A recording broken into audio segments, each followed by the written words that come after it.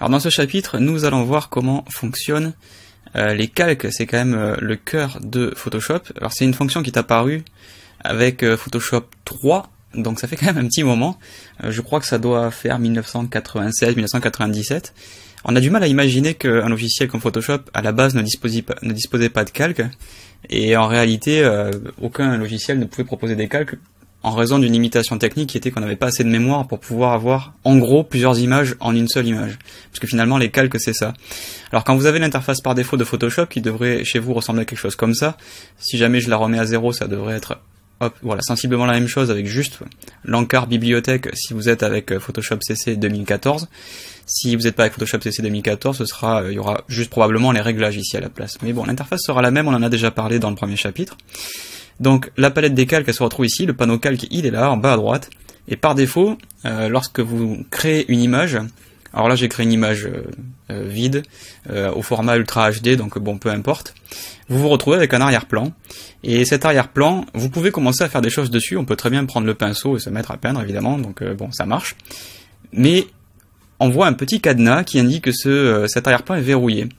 Et ça veut dire quoi? Ça veut dire qu'on n'a pas de transparence pour le moment. Il n'y a rien derrière ce calque. C'est un calque qui est blanc, il pourrait très bien être rouge d'ailleurs, mais il n'y a rien derrière.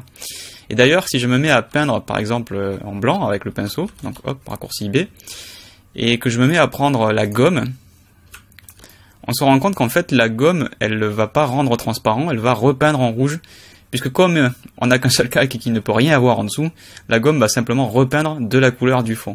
C'est pas exactement, c'est même pas du tout le fonctionnement que vous allez avoir quand vous allez utiliser des calques. Regardez, à partir du moment où on va cliquer sur le cadenas, déjà l'arrière-plan se renomme en calque 0.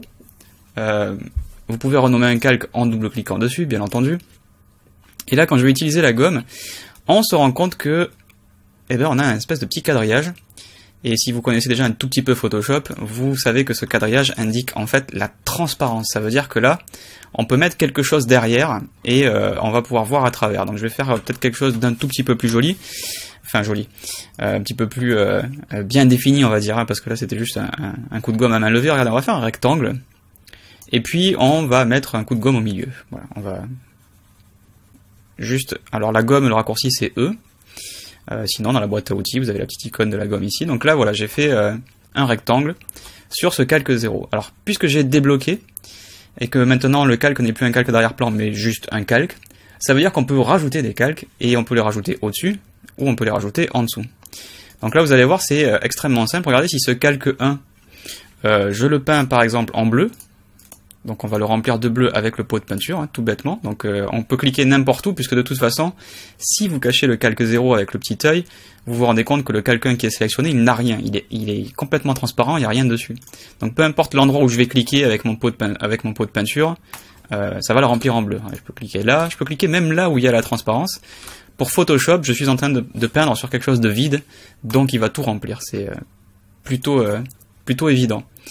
Donc maintenant on a un calque qui est entièrement bleu, et qui est au-dessus d'un calque qui est entièrement rouge, moins un rectangle où j'ai rendu la zone complètement transparente, j'ai enlevé les pixels carrément. Je les ai pas peints dans une autre couleur, je les ai rendus transparents, il n'y a plus de pixels. Donc j'ai ce calque bleu au-dessus de ce calque rouge où il y a cette zone évidée, mais regardez maintenant si je change l'ordre avec un glisser-déposer, hop, je glisse en dessous de calque 0, et bien évidemment, puisqu'il n'y a plus de pixels sur le calque 0 à cet endroit, on voit ce qu'il y a en dessous. Et en dessous, j'ai donc maintenant mon calque bleu. Donc vous avez à l'écran exactement en fait la hiérarchie que vous avez dans le panneau ici calque. C'est quand même relativement logique. Regardez, on va faire autre chose, on va créer un nouveau calque. Et on va créer juste une zone, un petit rectangle, et je vais le faire jaune. Voilà, peu importe le jaune, hein, c'est pas... peu importe la couleur. Donc vous voyez que ce calque jaune, il est bien à part sur un calque, il est au-dessus du calque 0, donc on a bien un rectangle jaune au-dessus de cette zone en rouge. Et si maintenant je le déplace avec l'outil déplacement, il va recouvrir évidemment la zone qui est transparente, puisqu'il est au-dessus. Ok. Et maintenant si je le place en dessous de calque 0, ben, évidemment à cet endroit il disparaît, puisque ici il y a du rouge, il y a des pixels rouges qui sont au-dessus. Et si je le déplace, il va finir par apparaître au moment où il est mis en évidence. Parce qu'à cet endroit de calque 0, bah, évidemment, on a du vide. Donc du coup, notre calque en dessous finit par transparaître. Donc c'est assez facile à comprendre, vous avez exactement à l'écran ce que vous avez dans le panneau des calques. Ce qui est au-dessus apparaît au-dessus, ce qui est en dessous apparaît en dessous. Je pense que je peux pas expliquer mieux que ça. Quand vous déplacez un élément et qu'il n'y a pas de sélection active, donc normalement on a déjà vu les sélections, eh bien c'est tout le calque qui bouge. Alors regardez si on cache temporairement le calque 0. Notre calque où il y a donc le rectangle jaune, dès que j'utilise le déplacement, l'outil déplacement, même si je clique complètement à l'opposé, c'est bien le rectangle jaune qui bouge. J'ai pas besoin de viser spécifiquement le rectangle jaune. Il n'y a que ça sur le calque de toute façon, donc forcément, peu importe où on clique, il y a ça qui bouge. Mais regardez maintenant, si à un autre endroit du calque, je vais rajouter des pixels, donc hop, voilà, je fais un petit carré jaune, bah évidemment, c'est les deux qui vont bouger, puisque, encore une fois, par défaut, l'outil déplacement déplace l'intégralité du contenu du calque. Et il faut évidemment que ce calque est sélectionné. Si j'avais sélectionné calque 0, bah, il n'y a rien qui bouge à part le calque 0. Et faites attention, vous voyez que il est caché, donc je le vois pas, mais malgré tout il bouge. C'est-à-dire que là je suis en train de le déplacer, et vous pouvez faire des bêtises comme ça. C'est-à-dire que si le calque est caché, mais qu'il est sélectionné, on peut quand même agir dessus. Et là je suis probablement pas en train de m'en rendre compte. Mais quand je vais le réafficher, oulala, qu'est-ce qui s'est passé? Il est parti complètement à l'autre bout de l'image. Donc il faut faire attention quand on sélectionne un calque, de bien sélectionner le bon. Puisque par défaut, avec l'outil déplacement, qui est ici en haut à gauche, c'est le premier outil de la boîte à outils, dès qu'on clique et qu'on glisse, c'est tout le contenu du calque qui bouge. Alors l'exception à ça, c'est quoi? C'est lorsqu'on a une sélection. Lorsqu'on a une sélection active, c'est uniquement le contenu de la sélection qui va bouger. Vous voyez que mon carré là-bas qui est présent sur le calque, il bouge pas. Et si vous avez une sélection active et que vous essayez de bouger le contenu, ben il n'y a pas de contenu là. Je suis en train de faire une sélection sur du vide, j'essaye de le bouger, il me dit, ah bah tu sais quoi, impossible de déplacer la sélection car la zone sélectionnée est vide. Donc voilà comment fonctionne la hiérarchie des calques et comment on peut les bouger. Donc je vais le remettre au-dessus et rafficher le calque de rouge. Donc on a bien maintenant un calque avec deux formes jaunes qui se baladent au-dessus du calque où il y a du rouge avec une zone qui est trouée, qui est vide. Alors évidemment il y a moyen de faire des choses plus complexes que ça. Vous savez qu'on peut utiliser l'opacité qui va gérer de 0 à 100% quelle va être l'opacité de du contenu de notre calque. Donc évidemment à 0 c'est complètement transparent et à 100 c'est complètement opaque. Donc on va faire un autre exemple. On va partir de 0 et je vais faire des carrés. Donc hop, un carré jaune, un nouveau calque, peu importe la taille, on va faire un carré rouge, encore un nouveau calque, sélection avec le raccourci M.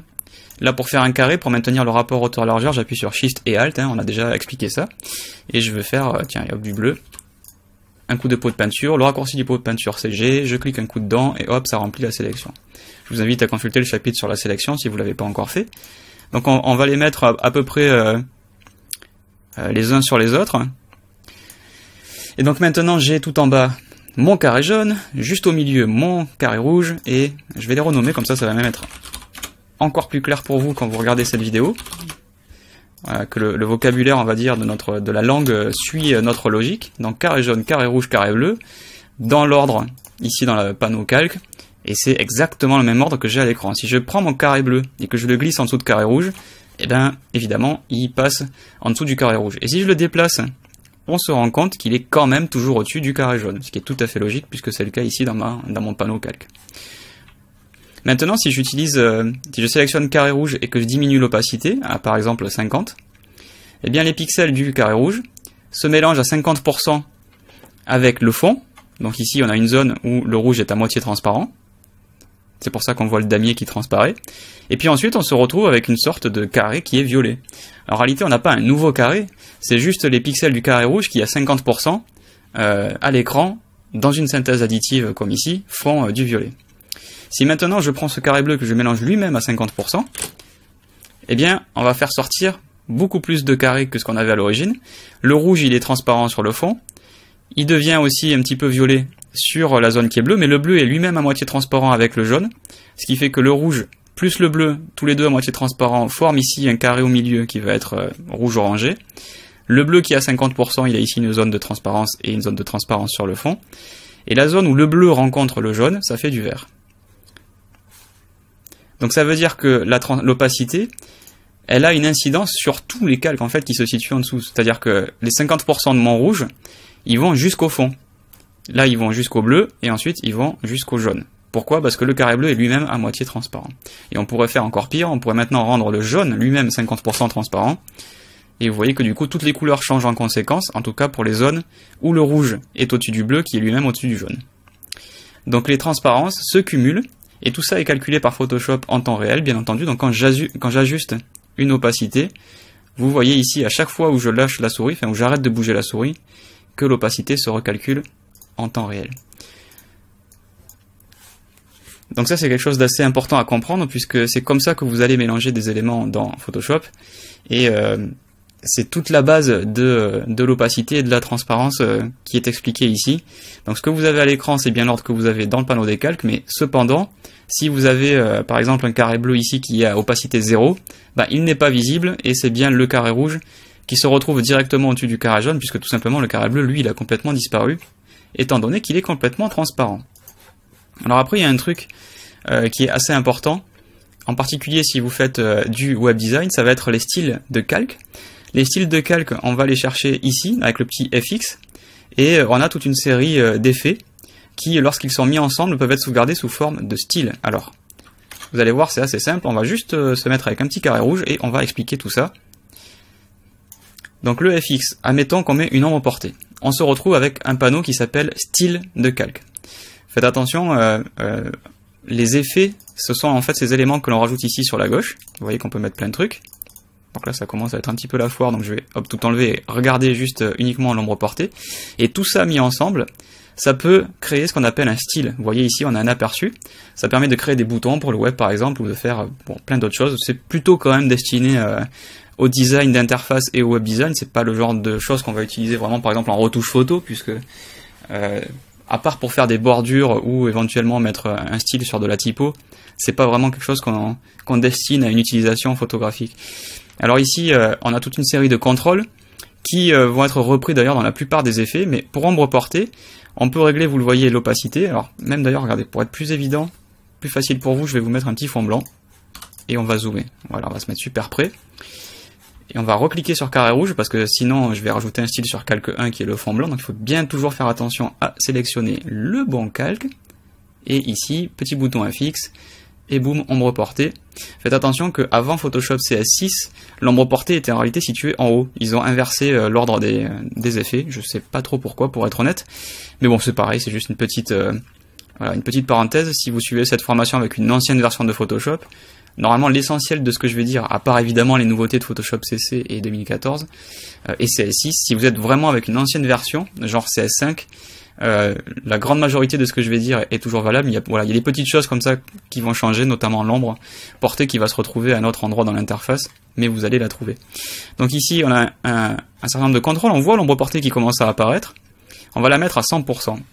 Vous remarquez qu'elle a un angle de 90 degrés. Alors utiliser l'éclairage global, ça veut dire qu'on va avoir un angle qui va être défini pour tous les effets. Si je vais chercher ombre interne par exemple, vous voyez que ça rajoute une ombre interne ici. L'ombre externe elle est en bas, l'ombre interne elle est à l'intérieur du contenu.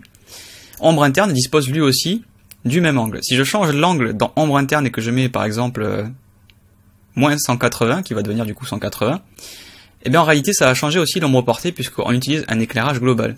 Si je décoche l'éclairage global dans l'ombre portée, et que je décoche aussi tiens au passage dans l'ombre interne, ils peuvent avoir des angles complètement indépendants. On peut mettre 90 pour l'ombre interne, que l'on voit ici là-haut, et on aura en bas 120, 170, peu importe. Voilà, on va se retrouver avec la même chose. Donc faites attention à ça. Si vous utilisez plusieurs effets, et que vous utilisez l'éclairage global, le jour où vous allez changer l'angle dans un de ces effets, et qu'un autre effet qui utilise l'angle est aussi utilisé avec l'éclairage global, ben les deux vont changer, ou les trois même d'ailleurs. Ensuite, on a la distance. À quelle distance se situe l'ombre portée? Le grossi, c'est-à-dire est-ce qu'on va la faire, est-ce qu'on va l'épaissir pour qu'elle soit vraiment très très dure. À 100%, elle est du coup complètement dure. Elle est plus diffuse. Et ensuite, sa taille, ce qui est en gros la taille de l'épaisseur qui va se mettre vers l'intérieur de la forme et vers l'extérieur de la forme. Une sorte de flou gaussien, vulgairement. Hein. C'est pas exactement ça, mais au final, c'est à ça que ça ressemble. Donc cette ombre portée, on peut aussi la déplacer d'une manière WYSIWYG, comme on dit, c'est-à-dire what you see is what you get, ce que vous voyez c'est ce que vous obtenez, en gros d'une manière interactive. C'est un petit peu barbare de dire WYSIWYG, mais en gros, regardez, je peux tout simplement cliquer sur la zone de travail et déplacer la distance et l'angle d'une manière visuelle. Donc une fois que j'ai un effet sur un calque, je peux très bien créer un nouveau calque. Et je vais l'appeler rond jaune, histoire de faire simple.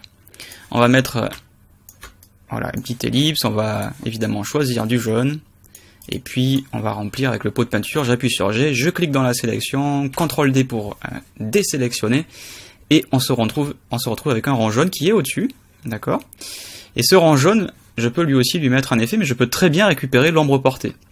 Pour récupérer l'ombre portée et appliquer exactement la même ombre portée sur mon rond jaune, je peux faire un clic droit, et je peux aller dire copier le style de calque.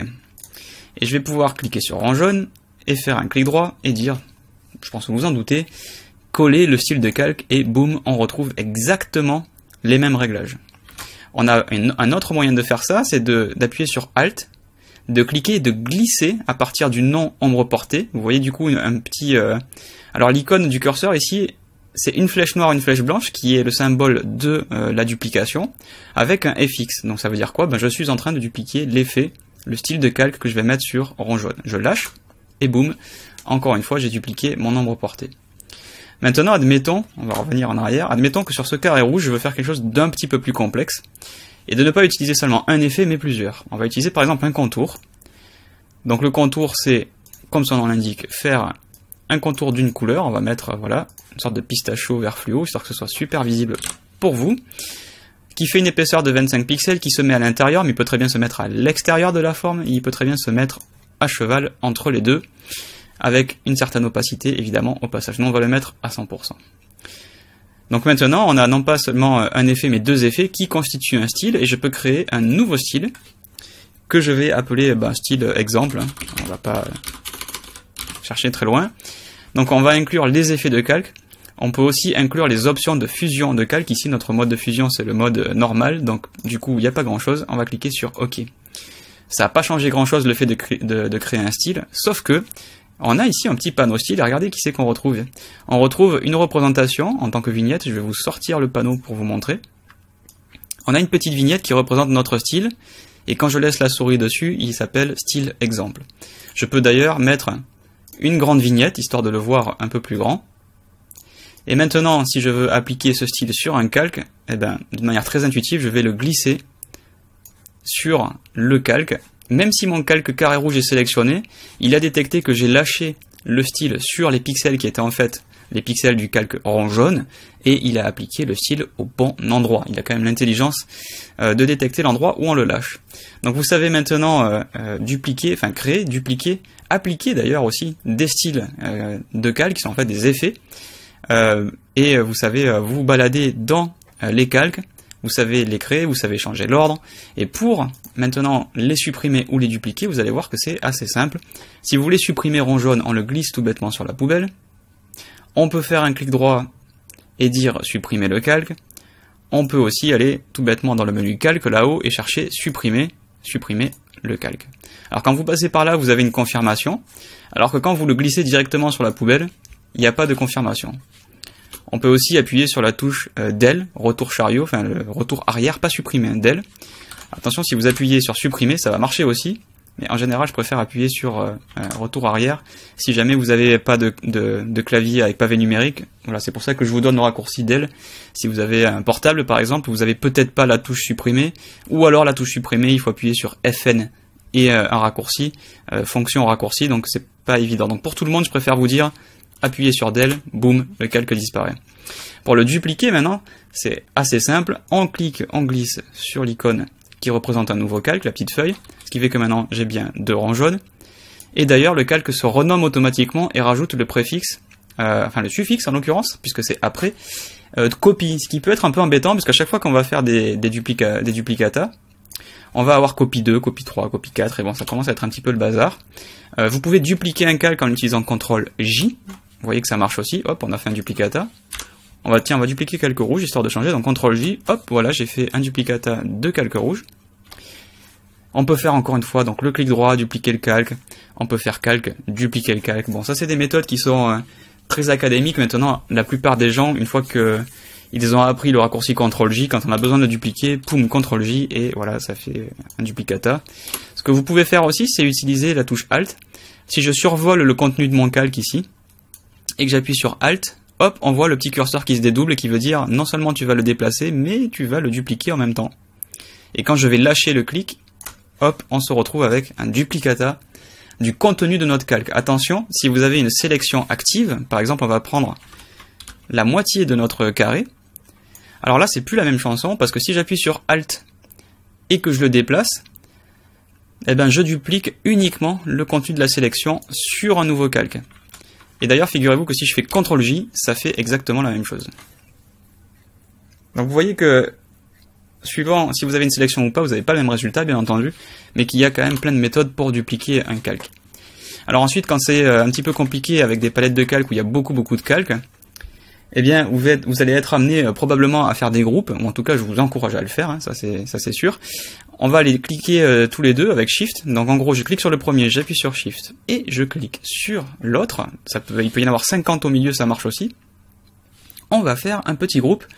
Donc normalement je devrais vous dire qu'il faut glisser ces calques sur l'icône qui représente un groupe et boum, ça les met dans un nouveau groupe qui s'appelle, bon, de manière très sobre, groupe 1. Mais vous pouvez aussi appuyer sur CTRL-G cette fois et ça va faire exactement la même chose. Les groupes peuvent être considérés comme des dossiers où on met des calques à l'intérieur, mais en fait ils ont les mêmes propriétés. C'est-à-dire que si je fais CTRL-J, on peut dupliquer le groupe et il y aura tout son contenu qui va être dupliqué. D'ailleurs, il s'appelle aussi groupe 1 copie. On peut le glisser sur la poubelle pour tout effacer. On peut le glisser sur l'icône nouveau calque pour le dupliquer. On peut le glisser sur l'icône du groupe pour mettre le groupe dans un nouveau groupe. Donc dans ce cas-là, ça va faire le groupe 1 qui va être à l'intérieur du groupe 2. Et ainsi de suite, on peut faire ça plusieurs fois pour ranger des groupes dans des groupes dans des groupes. Et je crois qu'on a, pour être honnête, je crois que j'ai jamais eu la curiosité de mettre 50 fois des groupes dans des groupes, mais il me semble qu'on peut aller jusqu'à 7 niveaux de profondeur. Alors pour être tout à fait franc avec vous, je vois pas trop l'intérêt d'aller jusqu'à 7 niveaux de profondeur, parce qu'après vous allez passer un petit peu votre vie à cliquer des groupes, et c'est quand même un peu compliqué. Si maintenant vous voulez sortir par exemple le groupe 1 de son groupe parent, donc on va l'appeler, regardez, groupe enfant, et ça c'est le groupe parent. On voit d'ailleurs un petit décalage qui vous indique bien la hiérarchie des groupes. On va tout simplement glisser et on va le mettre par exemple au-dessus. On voit une petite ligne noire qui se forme et on lâche le clic et on a sorti le groupe. Ce qui fait que le groupe enfant est revenu au même niveau que le groupe parent. Alors les groupes, comme les calques, avec un clic droit peuvent être mis en couleur, donc rouge, orange, jaune, etc. Ça permet d'avoir du coup, surtout si vous faites du web design, des familles, par exemple pour dire ben ça c'est l'entête, ça c'est le menu, ça c'est le corps de la page, ça c'est le pied de la page, ça c'est la barre latérale, bref, on peut faire un repère visuel pour les personnes qui vont par exemple faire l'intégration d'un site web. Alors quand vous mettez une couleur sur un groupe, il faut savoir que tout le contenu du groupe prend la couleur. Regardez, si je prends ce calque qui est à l'intérieur du groupe et que je lui dis tu prends la couleur rouge, attention, ça n'a rien à voir avec la couleur, le rang jaune reste bien jaune, hein. C'est juste l'interface qui change de couleur, ça n'a rien à voir avec le contenu des pixels. Donc là évidemment il est colorié en rouge dans un groupe qui est orange, mais si je vais maintenant dans le groupe et que je lui dis non, tu sais quoi, je veux que tout le contenu du groupe soit vert, eh bien peu importe quelle était la couleur des calques à l'intérieur du groupe, tout le contenu du groupe, le groupe lui-même ainsi que ses calques vont prendre la couleur que je lui donne. Donc faites attention, si vous avez passé du temps à mettre une couleur sur chacun des calques, dès que vous allez mettre une couleur sur un groupe, ça va tout faire sauter et ça va appliquer la couleur sur tout le contenu du groupe. Alors si jamais quand vous dupliquez des éléments, ça vous embête d'avoir le petit suffixe copie qui se rajoute, si vous voulez juste dupliquer avec exactement le même nom, en fait on va aller dans les préférences, enfin on va aller dans les options du panneau calque et on va aller chercher l'option de panneau. Vous remarquez d'ailleurs que dans ce menu on retrouve l'icône, enfin le menu pardon, pour qu'il crée un nouveau calque, pour qu'il duplique, pour qu'il supprime, pour qu'il crée un nouveau groupe. Donc tous les raccourcis que je vous ai donnés, en fait, on les retrouve ici dans ce menu. On a juste maintenant, par exemple, si on sélectionne un calque, un truc qui s'appelle copier CSS et qui vous permet, si maintenant je le colle, eh bien de retrouver exactement le contenu de ce rang jaune en CSS. Donc ça, pour les web designers, c'est carrément du caviar. Faites attention qu'il va aller chercher ici une image rang jaune .png qui pour l'instant n'existe nulle part. Pour ce faire, si on veut vraiment exporter en temps réel les images, il faudrait que je nomme mon calque rang jaune.png Et dans ce cas-là, c'est Adobe Generator qui va créer les fichiers en temps réel à mesure que je travaille mes calques. Si on va dans fichier ici générer, on se rend compte qu'on a fichier d'image et ça va générer donc tous les calques qui portent un nom de fichier. On a un chapitre qui est dédié à Adobe Generator pour générer des images pour le web design. Donc cette fonction, on la trouve ici dans l'option copier CSS, mais on en parlera un petit peu plus tard. Moi, ce qui m'intéresse, c'est de vous amener dans l'option de panneau. Et ici, on a un truc qui est hyper intéressant et qui s'appelle ajouter copie au calque et au groupe copier. Et ça veut dire en gros aussi dupliquer. Donc on va le décocher. Et maintenant, quand je duplique quelque chose, par exemple groupe, si je le duplique avec, mettons CTRL-J, hop, ben j'ai un duplicata qui s'appelle groupe. Et non pas groupe copie 1, groupe copie 2, et ainsi de suite. Donc moi, j'aime pas trop avoir des copies qui se baladent dans mes noms de calque. Quand je duplique, après je vais renommer, je vais appeler ça, par exemple, si j'étais sur un web design, je vais appeler ça bas de page. Si je crée, ou alors par exemple j'ai fait un bouton pour l'inscription, je vais faire bouton pour identification, enfin bref, je vais toujours renommer derrière, mais si j'oublie de renommer, j'ai pas des copies qui se rajoutent, parce que si je fais après une copie d'une copie, je me retrouve avec copie 2, copie 3, copie 4, bon. C'est une préférence, moi je vous conseille de le faire, histoire de pas avoir des copies qui se baladent, surtout si vous utilisez justement Generator, puisque vous allez vous retrouver avec des noms de fichiers qui ont des préfixes et des suffixes, enfin bref, ça va pas être génial pour bien ranger les choses. Donc là, vous avez maintenant un bon panorama de tout ce qu'on peut faire en matière de calque. Il y a juste un dernier truc pour moi qui me semble important, c'est ce qu'on appelle ici les verrous. Donc vous avez plusieurs sortes de verrous, certains ne s'activent que lorsque l'on clique sur un calque. Donc sur un groupe, on va la faire simple, c'est la seule chose qu'on peut faire, c'est verrouiller. C'est-à-dire en gros, on bloque tout. On ne peut pas déplacer, on ne peut pas peindre, on ne peut pas effacer non plus, on peut rien faire. Voilà, c'est verrouillé, donc je peux pas vous le dire mieux que ça. C'est bloqué, on peut rien toucher. Maintenant, si je sélectionne un calque, on a des options en plus, donc on peut toujours verrouiller juste un calque, et dans ce cas-là, sur ce rond jaune, on ne pourra plus rien faire, on ne pourra pas gommer, on ne pourra pas peindre, et on ne pourra pas le déplacer. Vous voyez qu'à chaque fois, Photoshop me dit, non, il n'y a pas moyen, impossible d'utiliser l'outil déplacement, car le calque est verrouillé, donc c'est quand même assez facile à comprendre. Par contre, il y a 3 autres verrous qui sont quand même vraiment pratiques. Il y en a un qui va verrouiller la transparence. Alors, qu'est-ce que ça veut dire? Si je cache tous les calques, le contenu de ce rond jaune, c'est ça. C'est un rond jaune qui dispose d'un contour, qui dispose du nombre porté. Si je veux peindre à côté et que j'ai verrouillé la transparence, eh ben j'ai pas le droit. La transparence est verrouillée, donc tout ce qui est transparent ne peut pas être autre chose que transparent. Par contre, si je peins à l'intérieur du rond, là ça marche, parce que c'est plus transparent. Regardez, je peux même repeindre tout le contenu. Alors là, vous pouvez être en train de me demander, mais comment ça se fait que je peux pas peindre le contour? Faites attention, les effets sur un calque prennent toujours le dessus sur le contenu du calque. C'est-à-dire là, j'ai beau tout peindre en noir, si par-dessus il y a un effet qui dit que je rajoute un contour en pistachio vert fluo, ben ça prend le dessus. Mais au moins, je vais pas faire de bêtises sur la transparence. On peut ensuite faire verrouiller les pixels du calque, c'est-à-dire que là, c'est non pas seulement la transparence, c'est tout. C'est-à-dire je peux plus peindre, j'ai plus le droit de toucher aux pixels.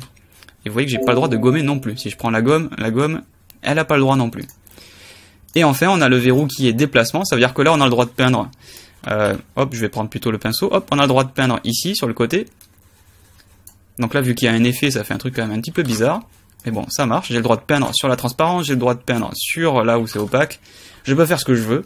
Par contre, j'ai pas le droit de déplacer. Vous voyez, si je prends l'outil déplacement, je me fais jeter.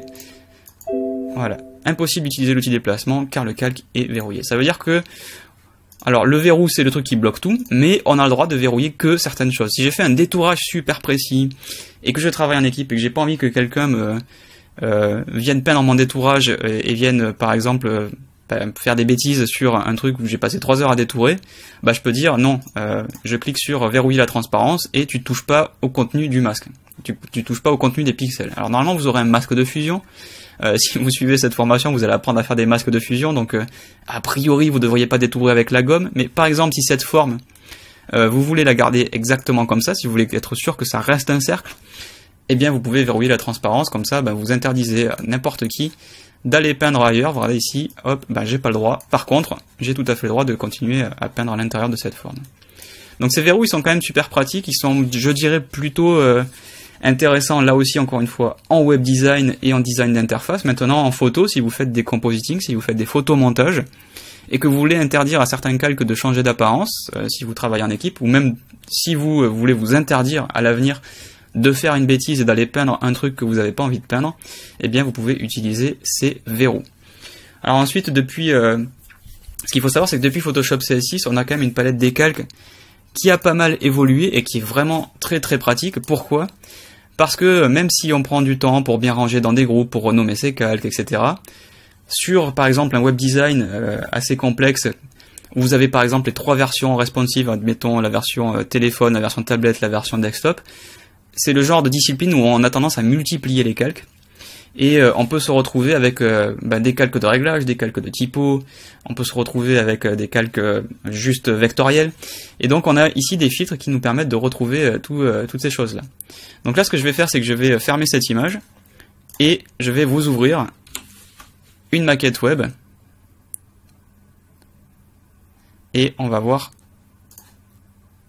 plus facilement de quoi je veux parler. Hop, une petite maquette web, on va préférer le profil sRGB, pas question de convertir dans le profil du moniteur. Ici j'ai le Creative Cloud qui s'active parce que toutes les typos que j'ai utilisées dans cette maquette ne sont pas présentes. Alors ce que je vais faire, c'est que je vais cacher cette boîte de dialogue et je vais pas résoudre les problèmes de typo. Pourquoi ? Parce qu'en fait on a un chapitre dans cette formation qui va expliquer comment on gère ça. Donc là j'ai une maquette et vous voyez que tout de suite on se retrouve avec plein de groupes, avec plein de calques, avec plein de trucs, avec des groupes dans des groupes, avec je crois qu'il y a des éléments vectoriels, voilà. Il y a des calques vectoriels, il y a des calques de typo, il doit y avoir des calques de réglage, il y a plein de trucs, et ça commence à être... Alors c'est pas le bazar, parce que si vous regardez, j'ai tout bien rangé, tout est bien nommé, tout est bien propre. Voilà, bas de page, projet récent, slogan, carrousel, menu. Si vous regardez l'écran ici, vous avez bien la hiérarchie, le logo en haut, on a ensuite le menu déroulant, on va avoir le menu, hop, je vais zoomer un petit peu quand même, le carrousel au centre, les slogans, et en bas on va retrouver les projets récents, et on va retrouver le copyright, et le bas de page, pardon, que je vous ai oublié, voilà. Donc tout est rangé, l'ordre de la maquette web c'est exactement l'ordre du panneau de calque. Cependant, si je cherche un truc, eh ben j'ai le droit de chercher par type, j'ai le droit de lui dire, tu sais quoi, je cherche tous les calques typos, ce qui me permettrait ici par exemple de changer toutes les typos d'un coup. Je peux chercher uniquement les calques de réglage, je peux chercher uniquement les calques vectoriels, et ici on peut chercher uniquement les objets dynamiques, et on en a quelques-uns, notamment les icônes, et ici mon logo. On peut aussi faire une recherche par nom, donc on va simplement avoir un moteur de recherche de calque que je vais appeler, enfin je sais même pas ce que je vais chercher pour être tout à fait honnête, je vais appeler ça menu, voilà, et on se retrouve avec tous les calques, ou groupes de calques, qui s'appellent menu, enfin en tout cas qui ont le mot menu dans le nom de leur calque, ou le nom de leur groupe. On peut ensuite chercher un effet particulier, par exemple chercher tous les calques qui ont, admettons, alors je sais même pas si j'en ai ici, mais admettons une ombre portée, un contour, je crois qu'ici j'ai pas utilisé en fait de style de calque, donc forcément à chaque fois vous aurez rien. Vous pouvez chercher le mode de fusion, tous les calques qui sont en mode normal, tous les calques qui sont en mode incrustation, là aussi je suis pas sûr d'en avoir utilisé, mais vous voyez qu'on peut vraiment chercher plein de trucs. On peut chercher tous les calques qui sont par exemple visibles, verrouillés ou qui sont vides. S'il y a des calques vides, ça permet de les enlever pour le ranger un petit peu. On va mettre tous les calques qui ne sont pas visibles, voilà, par exemple ici on a un calque qui est vide, qui n'est pas visible. Est-ce qu'il est vide? Je sais pas, apparemment, en plus, il n'est pas complètement vide, vous voyez, voilà, c'est juste un calque qui m'a servi à espacer les icônes. Maintenant, si je veux enlever tous les calques non visibles pour ranger mon PSD, eh bien hop, je peux le glisser dans la poubelle. Plutôt que de le chercher, je sais pas si vous imaginez quand même, mais si je dois le chercher là-dedans, si je me souviens plus où il est, parce que j'ai travaillé sur cette maquette il y a, je sais pas, 3 mois, vous n'allez pas garder dans votre mémoire tout le contenu de vos palettes de calques, ça me paraît quand même un peu surhumain, à moins d'avoir vraiment une super bonne mémoire. Et du coup, voilà, ça vous permet de le retrouver facilement. On peut choisir les objets dynamiques ici avec des attributs. On peut dire, les objets dynamiques, je veux trouver ceux qui ont des liens obsolètes, c'est-à-dire en gros, il faut un lien vers un fichier sur le disque dur, mais il est cassé. Donc ça peut être facile pour résoudre des conflits d'objets dynamiques. Et puis voilà, donc vous avez vraiment plein de critères. On peut vraiment choisir les calques et les groupes de calques très facilement. C'est un ajout qui a été fait dans Photoshop CS6, donc ici j'enregistre avec Photoshop CC 2014.